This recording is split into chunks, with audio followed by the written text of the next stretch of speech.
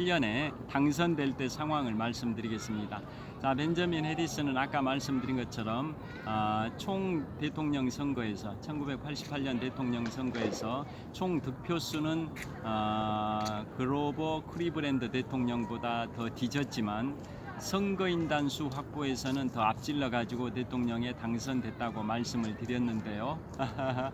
자, 그때 당선될 때 어떤 전략을 했냐, 즉 공화당으로 벤저민 해리슨이 당선이 됐는데요. 어떤 전략을 했냐면 그 공화당의 선거 전략가가 그 당시에 미국 주재 영국 대사에게 물어봤습니다.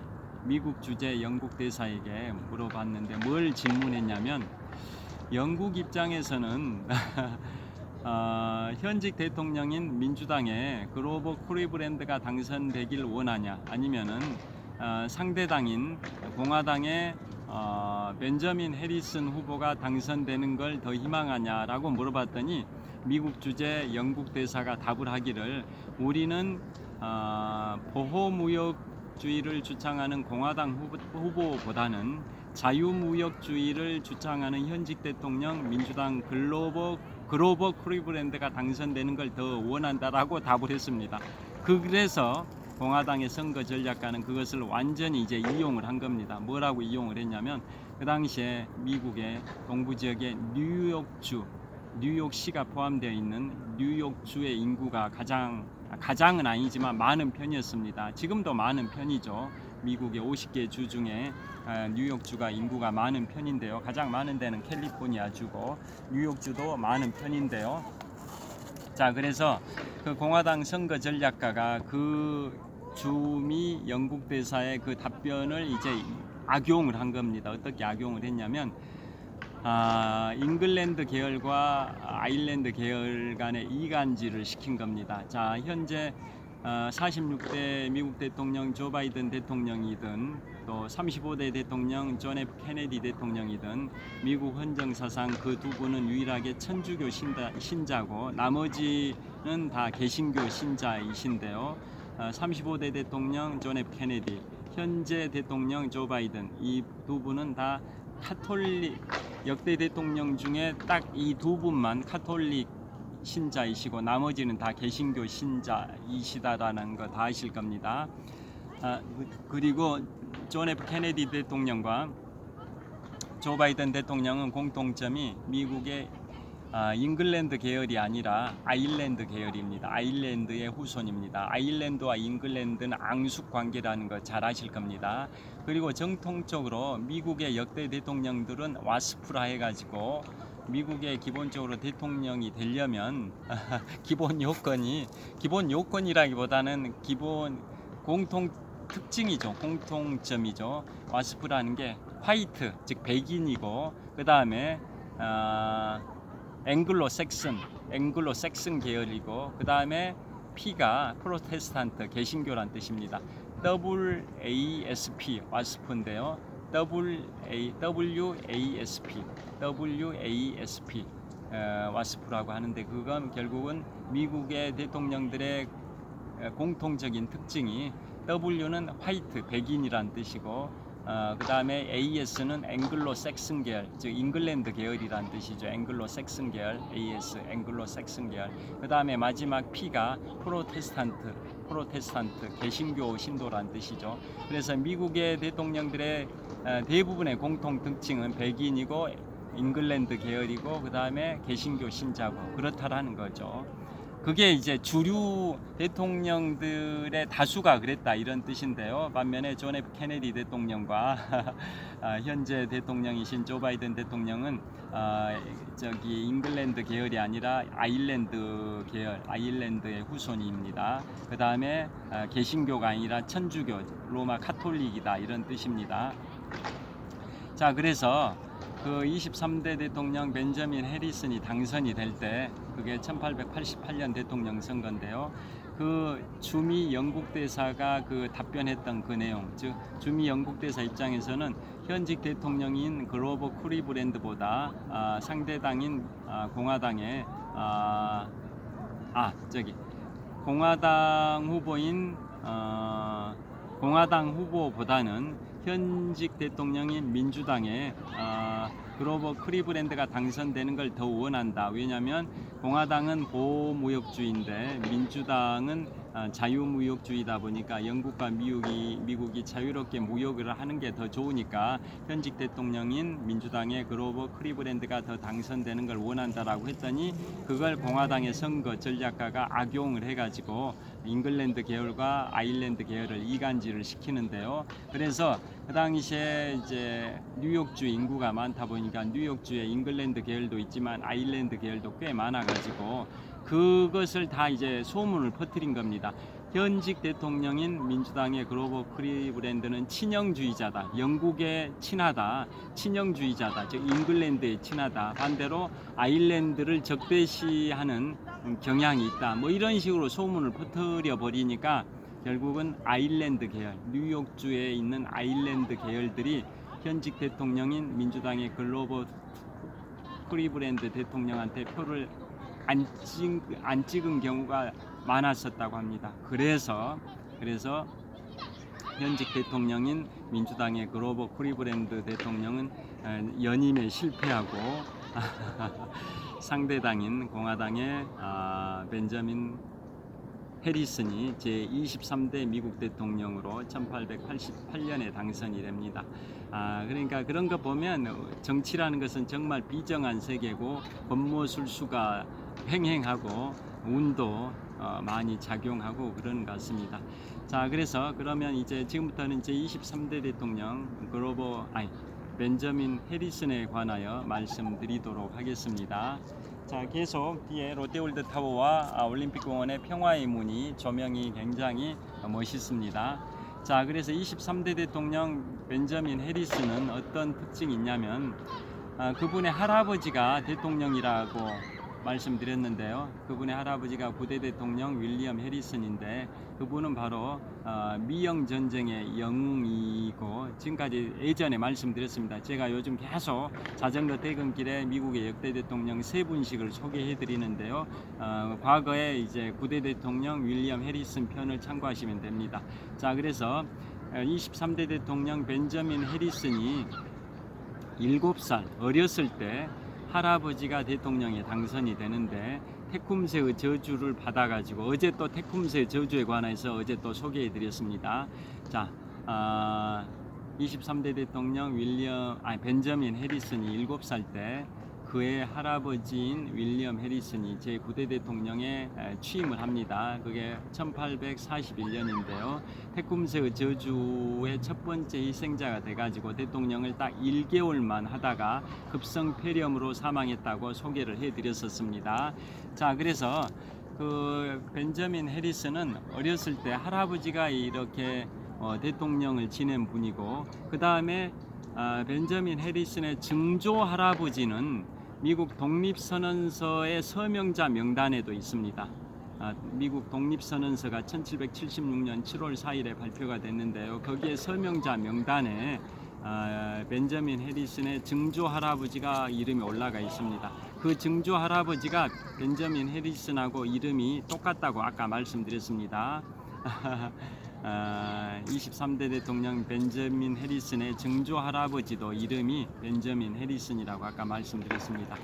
그리고 벤저민 해리슨의 이제 할아버지는 9대 대통령 윌리엄 해리슨이고 그 다음에 벤저민 해리슨의 아버지는 연방 상원 의원이고 그러다 보니까 굉장히 정치로는 최고의 명문가 출신이 바로 제23대 대통령 벤저민 해리슨인데요. 자, 그래서 벤저민 해리슨이 이제 굉장히 집안의 영향력을 많이 받아가지고 이제 성장을 하는 과정을 말씀을 드리면 벤저민 해리슨은 한마디로 표현을 하면 연설 능력은 탁월합니다. 연설 능력, 군중을 압도하는 또 감동시키는 연설 능력은 탁월한데요. 대통령은 뭐 그러게 잘했다고 평가받지는 못합니다. 연설 능력은 탁월한데 대통령은 잘했다고 평가를 못 받는 분이 23대 대통령 벤저민 해리슨입니다. 자, 그분은 어떤 식으로 성장을 했냐면 남북전쟁에 또 참전을 합니다. 남북전쟁이 1861년부터 1865년까지 발생했다고 말씀드렸는데요. 남북전쟁에 벤저민 해리슨이 참전해서 소위로 임관한 지 딱 3주 만에 대령으로 진급합니다. 그야말로 초특급 특진인데요. 소위로 임관한 지, 보통 제가 공군학사장 교근무할 때 소위로 임관하고 1년 동안 소위로 생활해야 중위로 진급을 하는데요. 이 벤저민 해리슨은 남북전쟁에 소위로 임관해 가지고 딱 3주 만에 대령으로 진급을 했습니다. 대령으로. 그것도 다 정치인 집안에서 그러한 다 그 후광을 입어 가지고 집안의 그 아버지, 할아버지 이런 분들의 영향력, 그러한 혜택, 특혜를 받아서 그렇게 특진했다라고 보여집니다. 자, 그런데 그 뒤로 제대하고 남북전쟁에서 제대하고 나서는 그 주지사에 그 출마를 하는데요. 주지사에서 2번 연속 탈락을 합니다. 인디애나주입니다. 미국의 50개 주 중에 인디애나주의 주지사에 출마를 하는데 2번 연속 연급 후 낙선이 됩니다. 떨어진다라는 거죠. 그런 식으로. 그런데 1881년에는 이제 연방 상원 의원에 또 당선이 됩니다. 그것도 다 집안의 영향력을 받아가지고 1881년에 연방 상원 의원에 당선이 되는데요. 자, 참고로 말씀드리면 연방 하원 의원은 임기가 2년인 반면에 또 각 주의 인구수에 비례해 가지고 연방 하원 의원을 선출하고 임기가 2년밖에 안 되는데요. 반면에 연방 상원 의원은 각 주의 인구수에 비례한 게 아니라 각 주마다 2명씩 총 50개 주니까 연방 상원 의원은 100명밖에 안 됩니다. 반면에 연방 하원 의원은 각 주의 인구수에 비례해서 뽑다 보니까 하원 의원은 숫자가 435명이나 되죠. 반면에 연방 상원 의원은 인구수에 비례해서 뽑은 게 아니라 각 주마다 2명씩 총 50개 주니까 연방 상원 의원은 100명밖에 안 되니까 연방 상원 의원이 연방 하원 의원보다 희소 가치가 훨씬 높고, 또 연방 상원 의원은 임기가 6년이나 되니까 더더욱 희소 가치가 있어서 보통 미국의 대통령들은 연방 상원 의원 출신이 많다라는 걸 잘 아실 겁니다. 자, 여하튼 벤저민 해리슨이 인디애나주 주지사는 2번 연속 낙선을 하는데요. 1881년에 이제 가문의 영광을 받아서, 가문의 영향력을 받아서 1881년에는 연방 상원 의원에 당선이 되고 임기 6년을 마친 다음에 1887년에 다시 연방 상원 의원에 다시 도전을 했는데 그때는 또 떨어집니다. 낙선을 합니다. 낙선. 그런데 이듬해인 1888년에 공화당의 대통령 후보로 지명이 됩니다. 공화당의 대통령 후보로. 그것도 이제 집안의 영향력을 받은 건데요. 자, 그때 1888년에 벤저민 해리슨이 공화당 대통령 후보로 지명된 그 배경은 민주당의 그 당시에 현직 대통령인 그로버 클리브랜드가 대체적으로 정치를 잘 했었습니다. 그리고 개혁 성향이 강하죠. 잘 아시다시피 미국은 민주당과 공화당의 양당 체제가 확립이 되어 있는데요. 민주당은 진보 성향이고 공화당은 보수 성향이고, 또 민주당은 대체적으로 서민층을 대변하고, 반면에 공화당은 부유층을 대변한다라는 거 잘 아실 겁니다. 그래서 개혁 성향의 민주당의 그로버 클리브랜드 현직 대통령에 맞서서 공화당의 후보로 어떤 인물을 대통령 후보로 지명할지 공화당의 고민이 이제 깊었는데요.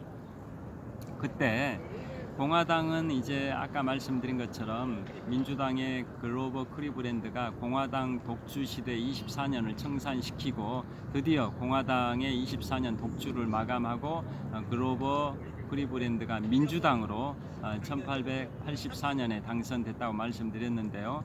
그러다 보니까 과거에 24년 동안 공화당이 집권하면서는 계속 공화당은 부패하고 타락한 정당이다, 이런 이미지가 강했었습니다. 그래서 그걸 극복하지 못하면 현직 대통령 민주당 글로벌 크리브랜드를 상대로 이길 수 없다라고 생각을 해서 공화당에서는 아주 참신한 인물, 부패하지 않고 청렴 결백한 이미지가 강한 공화당 인물을 물색을 했습니다. 그래서 찾다 보니까 바로 벤저민 해리슨이었는데요. 벤저민 해리슨은 변호사 출신이고 굉장히 변론을 잘했습니다.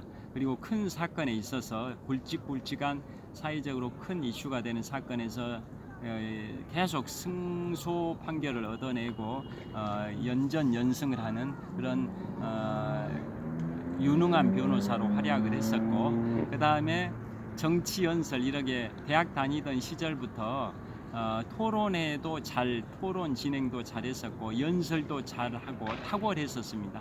그리고 좌정을 압도하는 감동시키는 그런 웅변가였었습니다. 그러다 보니까 정치라는 것은 결국 웅변이지 않습니까? 그래서 웅변 잘하고 중요 사건에서 승소 판결을 계속적으로 이끌어내는 유능한 변호사고, 그리고 청렴 결백했었습니다. 왜냐하면 공화당의 일반 정치인들은 뇌물 이런 것들을 쉽게 받고 그랬었지만 벤저민 해리슨은 자기 아버지가 연방 상원 의원 출신이고 할아버지가 제9대 대통령 윌리엄 해리슨이고, 그 다음에 증조 할아버지가 미국 독립선언서에 서명을 했던 인물이기도 하고, 그러다 보니까 가문의 명예를 훼손시키지 않기 위해서 일반 공화당 정치인들과는 달리 뇌물 이런 것도 거의 안 받았다고 합니다. 청렴 결백했었습니다.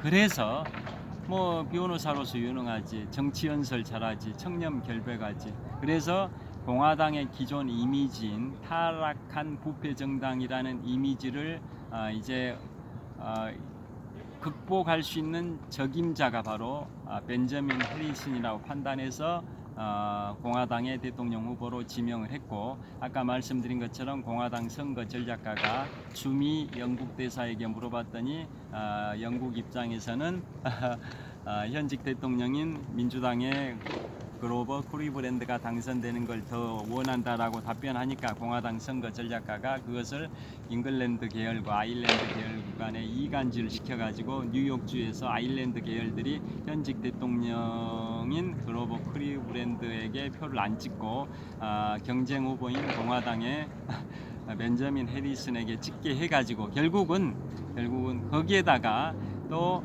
공화당은 이제 그 부유층을 대변하는 보수 정당이다 보니까 재벌들이 엄청난 자금을 지원을 해줬었다고 합니다. 그래서 결국은 1888년에 공화당의 벤저민 해리슨 후보가 현직 대통령인 민주당의 글로벌 클리브랜드의 연임을 막고 당선이 돼버렸다라는 겁니다. 그리고 아까 말씀드린 것처럼 총 득표수에서는 벤저민 해리슨이 뒤졌지만 선거인단 수에서 앞질렀기 때문에 벤저민 해리슨이 제23대 미국 대통령으로 1888년에 당선이 됐습니다.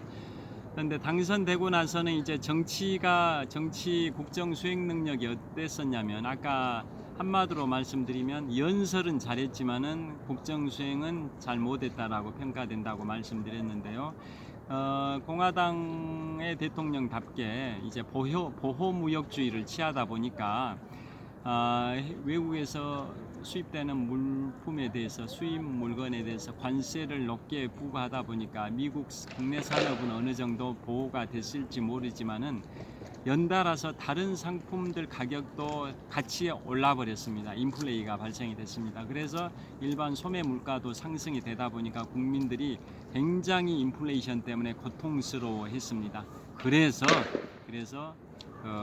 벤저민 해리슨 23대 대통령 시절에는 경제가 굉장히 안 좋아서 결국은 1892년 대통령 선거에서는 결국은 23대 대통령 벤저민 해리슨은 현직 대통령으로 연임에 도전한 거고, 반대로 상대당인 민주당의 글로벌 클리브랜드 전 대통령은 전 대통령으로서 이제 또 도전을 하는 거고, 그 선거가 바로 1892년인데요. 그때 결국은 현직 대통령이었던 23대 대통령 벤저민 해리슨 시절에 경제가 안 좋다 보니까 결국은 정권이 바뀌어 버렸습니다. 그래서 다시 과거에 후관이 명관이 다 해서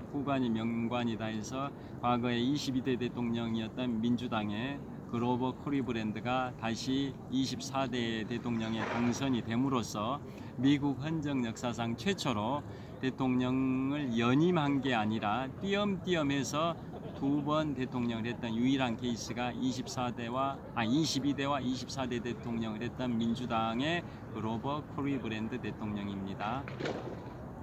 자, 그래서 이제 그로버 클리브랜드 대통령은 임기 2기가 이제 시작이 되는데요. 임기 2기 시절에는 그 시기가 이제 1893년 초부터 1897년 초까지인데요. 이때 경제가 별로 이제 좋지는 못했었습니다. 그때도 경제가 별로 안 좋아가지고 열심히 한다고는 하긴 했지만은 그렇게 경제가 좋지는 않은 상황이었었습니다. 그래서 전체적인 평가는 뭐 그러게 23대 대통령이었던 벤저민 해리슨이든 22대와 24대 대통령을 했던 그로버 클리브랜드 대통령이든 다들 뭐 유능한 대통령으로 역사에 남아 있진 않은 것 같습니다. 자, 그 다음에 이제 드디어 어떤 게 있냐면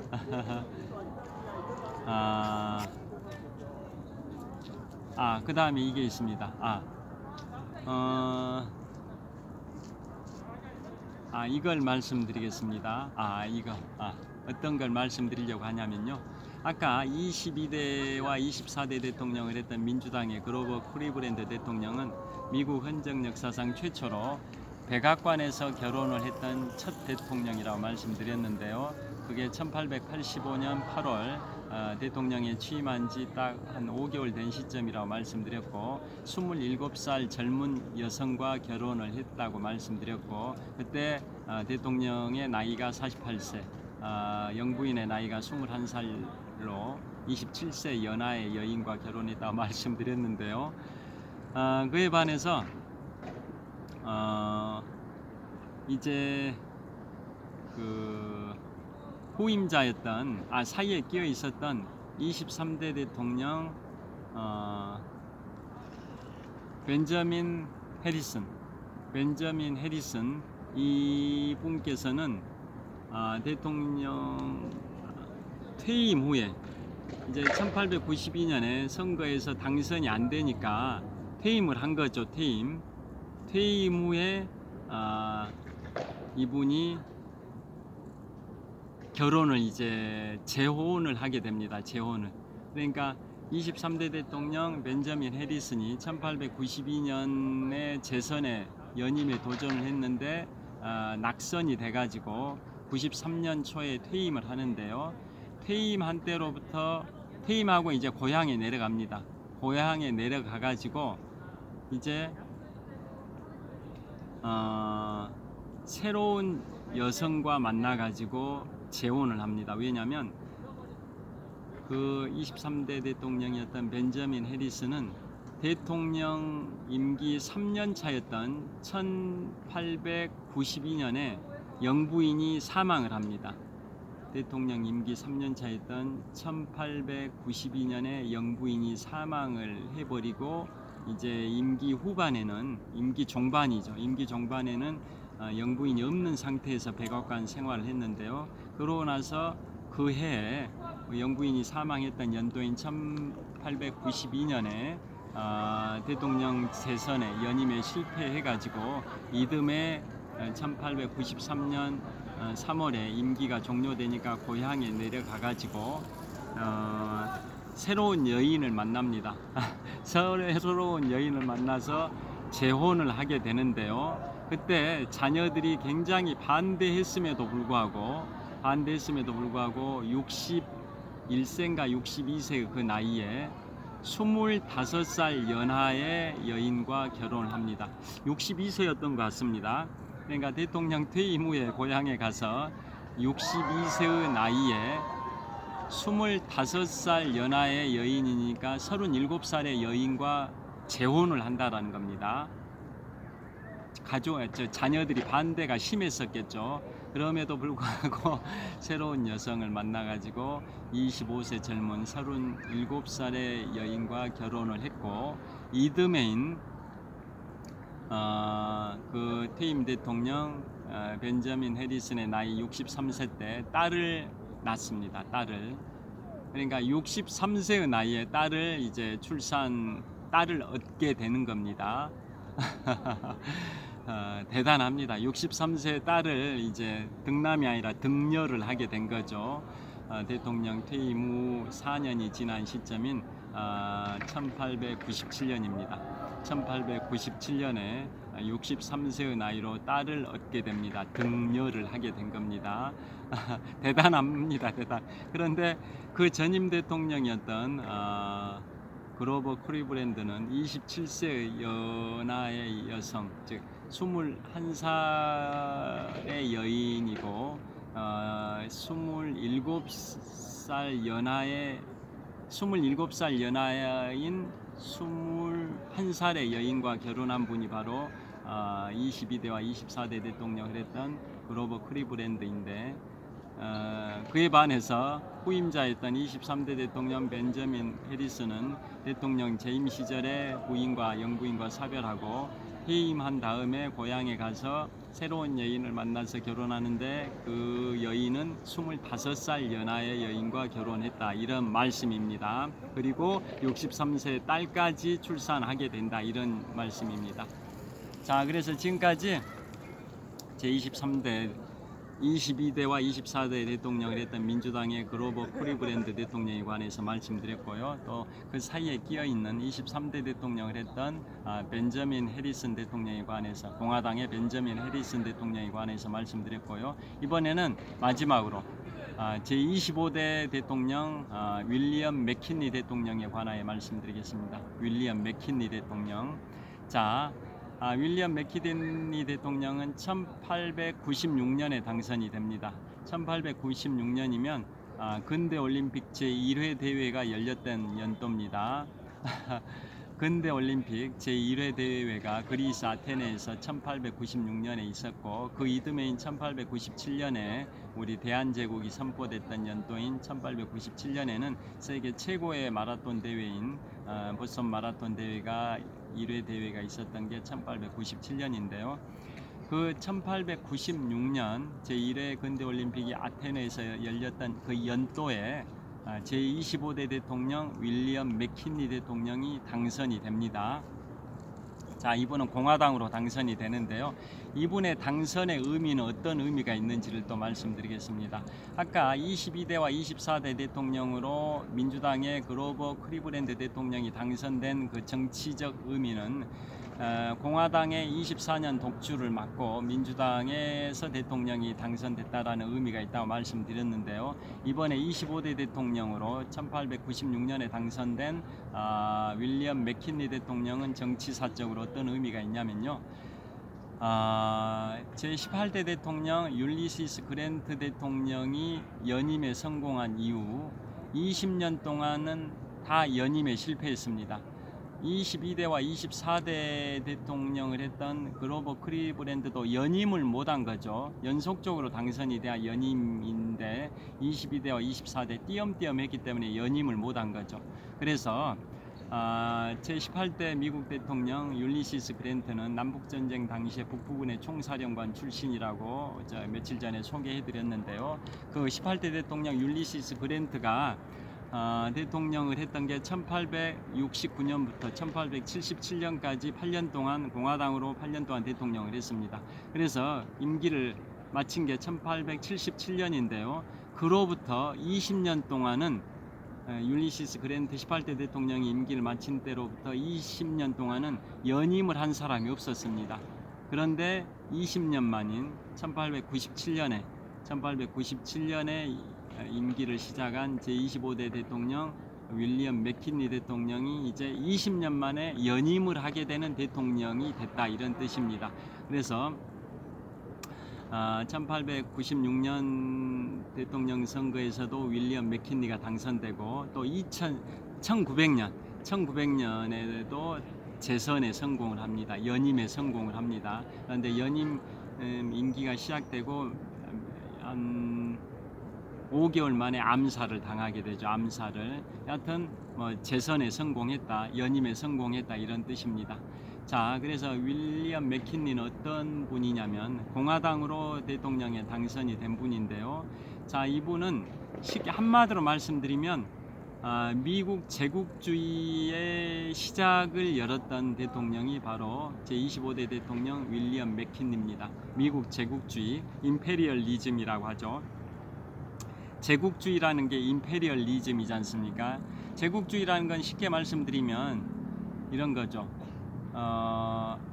어떤 종주 국가가 해외의 식민지를 개척하고 그런 개척된 그 식민지로 개척한 해외 그 국가를 종속시키는 거죠. 그래서 해외 식민지의 그 국가들이 종주 국가에 예속되는 그런 관계가 이제 제국주의라고 하지 않습니까? 그래서 영국이나 프랑스, 뭐 네덜란드, 뭐 독일, 벨기에 뭐 이런데 서구 열강들이 아프리카, 아시아 지역에서 많은 식민지를 개척을 해서 각 식민지들이 그 유럽의 열강들에게 다 종속된 관계지 않습니까? 그런 게 바로 제국주의라고 하는데요. 그러니까 식민지로 개척된 나라들이 그 개척한 나라에 예속되는 관계, 종속되는 관계가 바로 그 식민지를 개척한 나라는 종주 국가가 되고 식민지 개척 당한 그러한 아프리카나 아시아 국가들은 이제 예속되는 그러한 관계가 되는 게 제국주의라고 하는데요.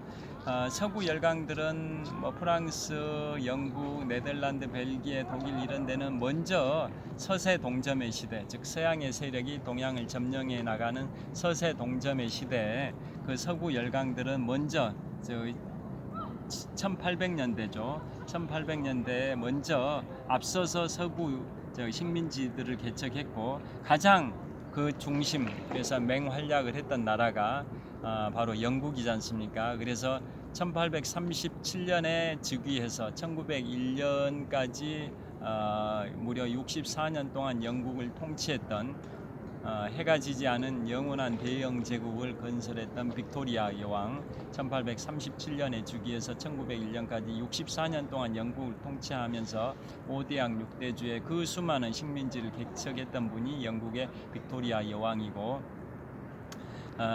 그런 식으로 서구 열강들은 먼저 제국주의 대열에서 맹활약을 했던 반면에 미국은 늦었죠. 미국은 늦어가지고 드디어 제25대 대통령 윌리엄 맥킨리 시절에 제국주의 대열에 이제 합류하게 되는 건데요. 미국의 제국주의의 시발탄이 된 것은 1890년에 하와이 합병으로 봅니다. 하와이 왕국이었는데요. 그곳을 미국이 강제 합병을 합니다. 그게 1890년이고 그게 미국 제국주의의 신호탄이라고 볼 수 있는데요. 본격적인 미국 제국주의는 25대 대통령 윌리엄 해리슨 시절부터 시작이 됩니다. 윌리엄 해리슨 25대 대통령이 1896년에 당선이 되고 1897년부터 1901년까지 4년 동안 대통령을 하고 또 1900년에 또 재선에 성공이 됐지만은 재선 임기가 시작된 지 5개월 만인 1901년 9월에 암살이 돼가지고 결국은 실제 대통령직 수행은 약 4년 5개월밖에 못 하신 분인데요.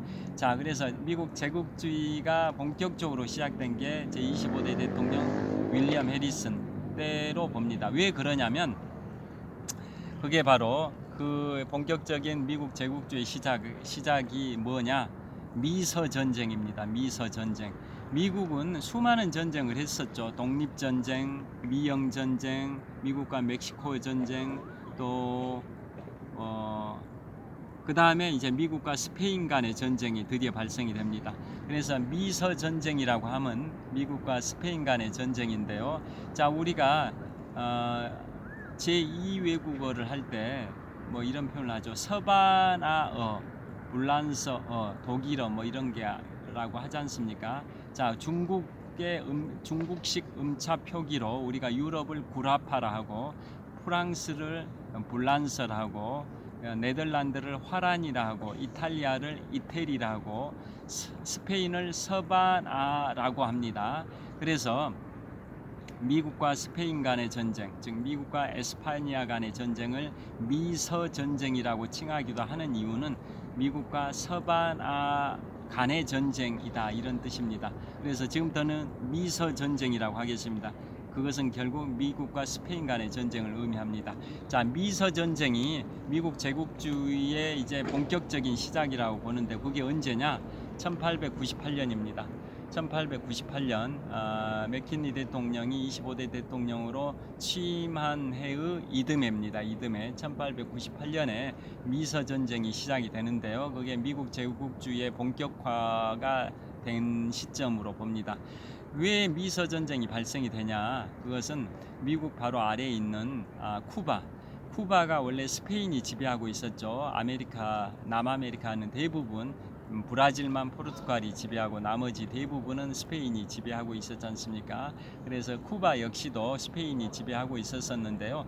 스페인에서 독립운동이 막 발생이 됐었습니다. 그러다 보니까 거기를 지배하고 있었던 스페인과 독립을 주장하는 쿠바 국민들 간에 엄청난 이제 혈투가 벌어진 거죠.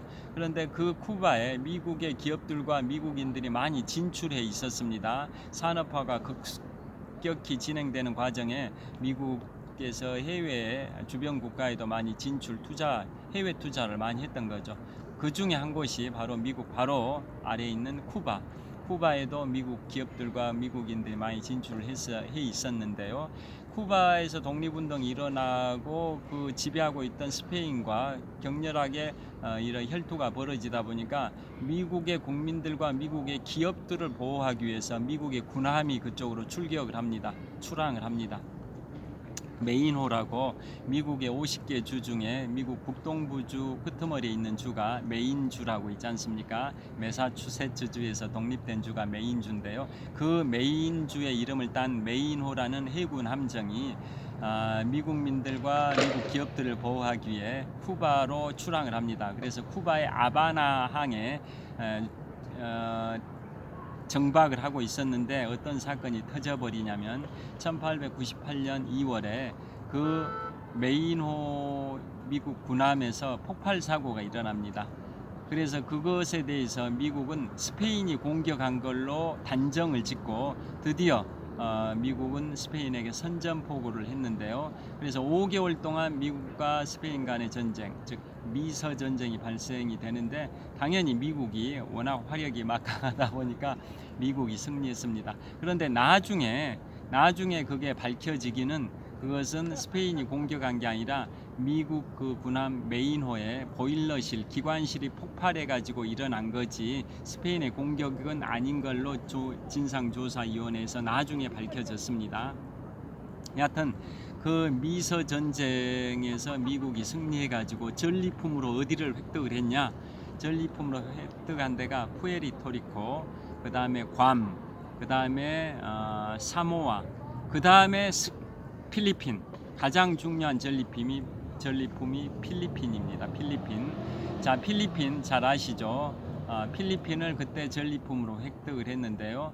자, 그때 여러분들 제가 미국의 영토 확장 과정 다 이미 설명드렸었습니다. 초창기에는 미국 동부 지역만 미국의 영토였고 나중에 1803년에 제3대 대통령 토머스 제퍼슨 대통령 시절에 프랑스의 나폴레옹 보나파르트로부터 미국 중부 지역의 루이지애나 지역을 1,500만 달러에 매입을 했는데요. 그게 한반도 면적의 10배, 프랑스 면적의 4배라고 소개해드렸습니다. 그 다음에 미국의 서부 지역은 뭐 캘리포니아든 뉴멕시코든 이런 서부 지역 있지 않습니까? 유타주, 네바다주 이런데 미국의 서부 지역은 1848년에 미국과 멕시코 간의 전쟁에서 미국이 승리해서 미국이 멕시코로부터 1825만 달러의 강탈을 한 거나 다름없습니다. 너무나도 헐값에 1825만 달러라는 헐값에 사들였는데요. 그게 미국의 서부 지역의 영토입니다.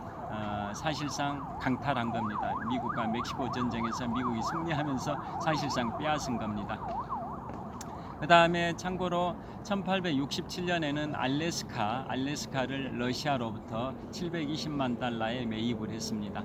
그 다음에 이제 드디어 1898년에 발생한 미서 전쟁의 결과 미국이 스페인에게 이김으로써 스페인이 지배하고 있었던 필리핀을 2천만 달러의 미국이 매입을 합니다. 그 당시에 스페인이 필리핀을 지배하고 있었는데요. 그 필리핀을 스페인으로부터 미국이 2천만 달러에 매입을 합니다. 결국은 미국이 스페인과의 전쟁에서 승리했기 때문에 그것도 사실상 강탈한 거나 다름없습니다. 2천만 달러를 지불하긴 했지만은 강탈한 거나 다름없습니다. 필리핀 국가 이름의 명칭의 유래가 어디에서 왔을까요? 왜 필리핀이라고 칭했을까요? 그 이유는 세계 3대 해전 중에 하나인 칼레 해전이 있습니다.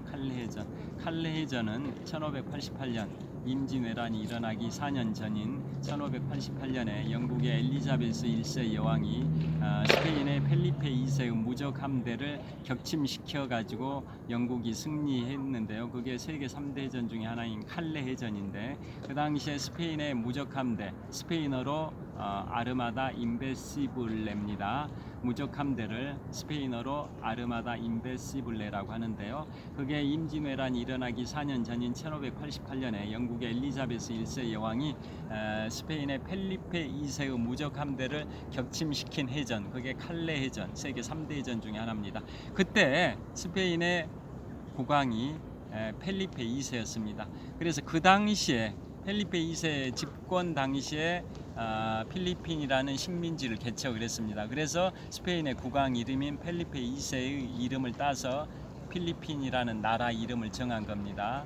여하튼 그 필리핀을 미서 전쟁에서 1898년 미서 전쟁에서 승리한 미국이 스페인으로부터 2천만 달러의 사실상 강탈을 했습니다.